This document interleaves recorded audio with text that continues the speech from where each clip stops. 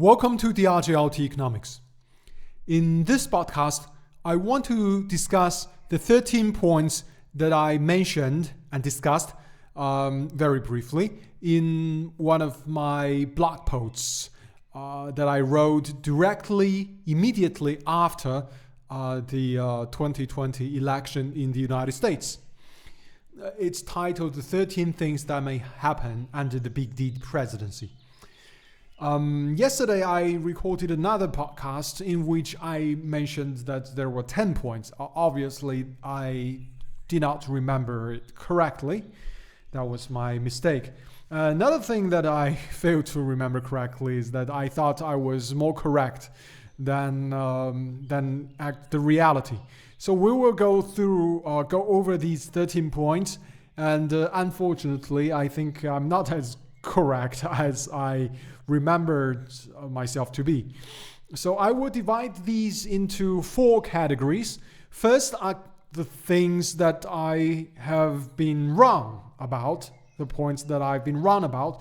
Second are the points that are still hanging in the air. Third, there are some points that I think I'm certainly correct. And fourth, there are some points that I think I probably will be proven right very soon. So there will be 3 in the first category, 3 in the second category, 3 in the third category, and 4 in the final category. Let's start with points that I'm wrong about. First, I'm wrong about number 1, this point. I said that there will be some major military operations that will take place in the Middle East, and that there will be a renewed drive to overthrow the Syrian government, and the conflict in Yemen will continue. Okay, the last point, I think I'm correct. And indeed, I think perhaps you could argue that this is still hanging in the air because it is possible, although not very likely, that there may be some conflict that could take place around Saudi Arabia. And this is, again, an issue that a lot of the commentators, a lot of geopolitics observers have mentioned, which is that in Saudi Arabia, their king is now quite senior, quite advanced in age, and is not all that healthy. So there could be a succession issue. And the crown prince is not beloved by the Western establishment. So there could be, and rather what the American government in particular prefers is another prince, the previous crown prince, if I'm correct. So that means that still it could be some military operations, limited ones, in that region. But so far, it seems that it's not really taking place. So I concede that at this point I'm wrong. Second, I said that there will be a renewed drive to overthrow the Venezuelan government. At this point, I'm categorically wrong because rather than trying to overthrow the government, the Biden administration has come forward to lift the sanctions in order to buy Venezuelan oil. This is something that I completely did not expect. So that was wrong. That was my mistake. And another point that I mentioned was that I said that the posh left, which can also be identified as Trump haters, will be asleep. The young people will once again lose interest in politics in the US and across the Western society. I was wrong here as well. These Trump haters now have become Putin haters, and so the paranoia has continued. And of course, in the interim, they have become the jab lovers. And I think perhaps in the following months, they may turn into guerrilla lovers. or maybe guerrilla haters, guerrilla fearers. I don't know what exactly they will be, but they will be talking about the guerrilla variant, etc. So this is another point that I was wrong. Then there are 3 points that I think it's still hanging in the air. Number 3, I said North Korea will relaunch its nuclear program. I think it probably is already doing it, but we will see, because it's still not ending. It has not ended yet. This administration is still ongoing, and there is a possible military engagement always, because if the Biden administration shifts its focus to the Pacific region, if there is some type of mobilization, some type of military conflict in the region, I don't know exactly where, it could be a number of places, North Korea may find this an opportunity for it to act a little bit. And so this is something that's still hanging in the air. Number 7, I said that the U.S. health insurance companies will receive government funds for their efforts, etc. Not entirely certain that this will happen, although there seems to already be some efforts by a lot of the health insurance companies to sue certain players in order to cover for their increased costs, because there are a lot of these excess death issues, right? A lot of people are dying unexpectedly, and the mortality,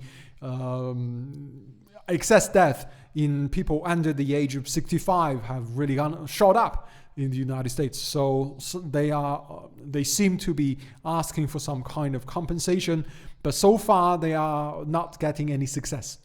So this is still hanging in the air.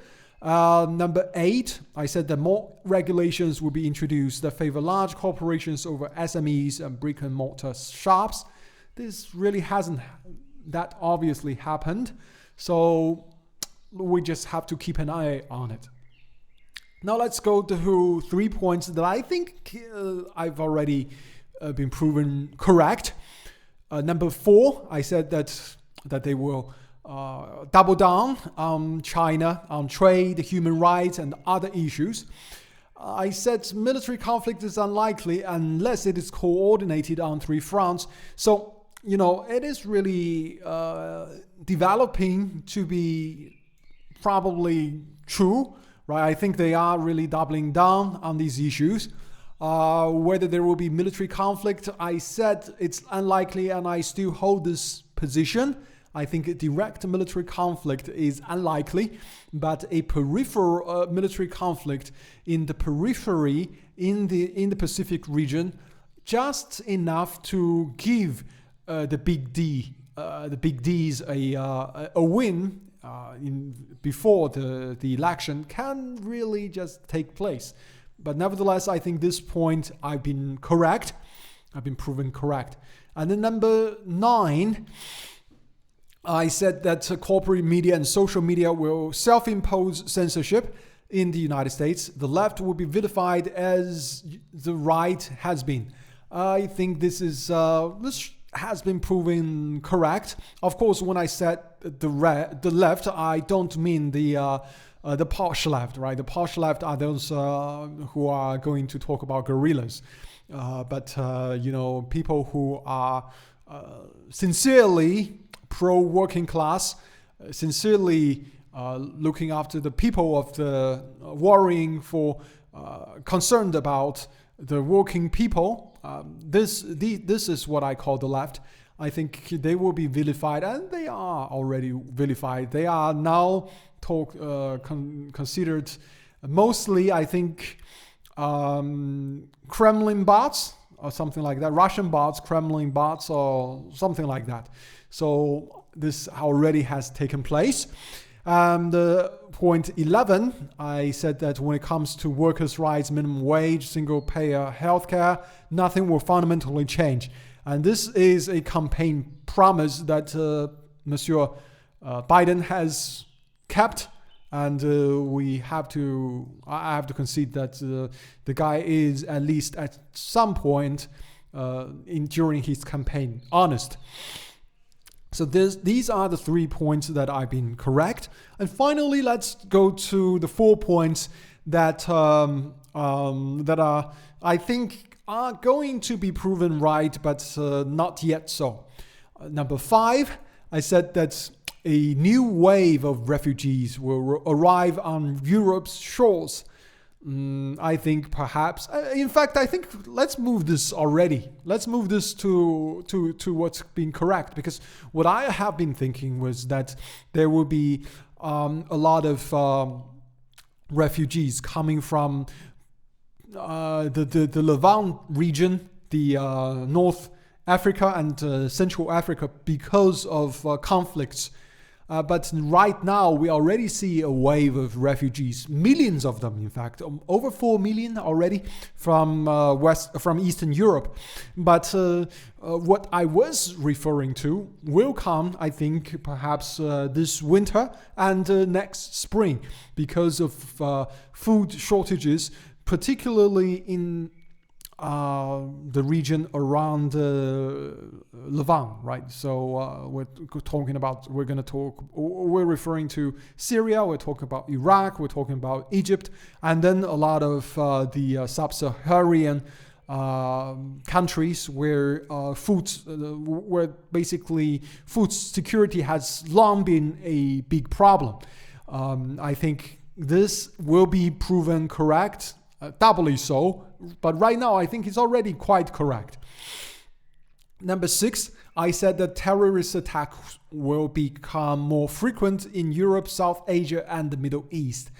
There are some terrorist attacks, not entirely certain that it has already been more frequent than it had been under the Trump administration, but I'm quite confident that with the influx of new refugees, particularly those well-armed ones that come from the porous border of on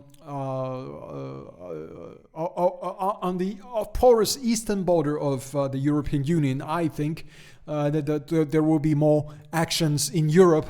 In South Asia, I think we already are seeing some movements, some destabilizations in the region, so it could happen. In the Middle East, so far it has been rather stable, comparatively speaking, but we will just have to see. I think there may very well be at least some regions, particularly Europe, where I will be proven correct.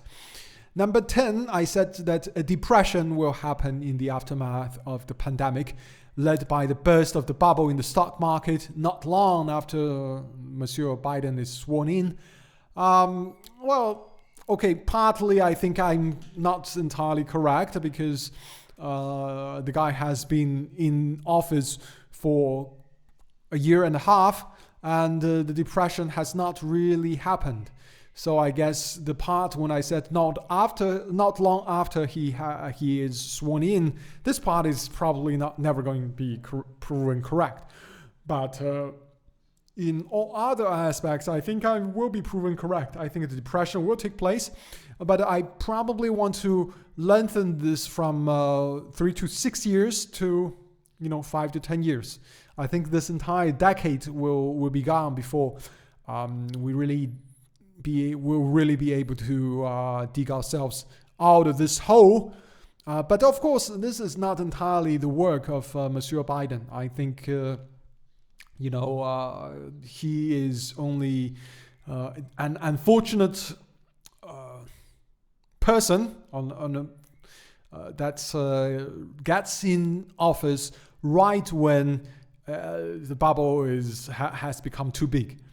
And the debt has become too high, and just because that he has managed to produce more chaos around the world is only going to lengthen the misery and makes recovery that much more difficult. But he is not the person that has basically made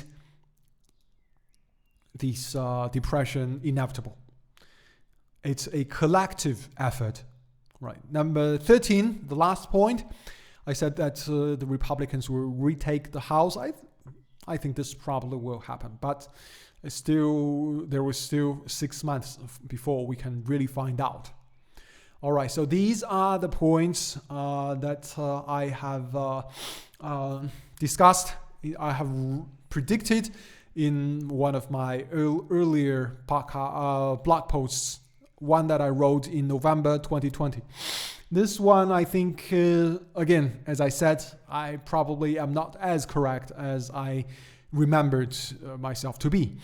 One small anecdote, a small snippet of story is that when I wrote this podcast, I posted on some, I don't quite remember exactly where, a group probably on Facebook. And this group, I don't remember exactly what it was about, but then there were a couple of snowflakes who commented and said that I was a conspiracy theorist, that these all sound like conspiracies that will never going to happen. Well, I think, even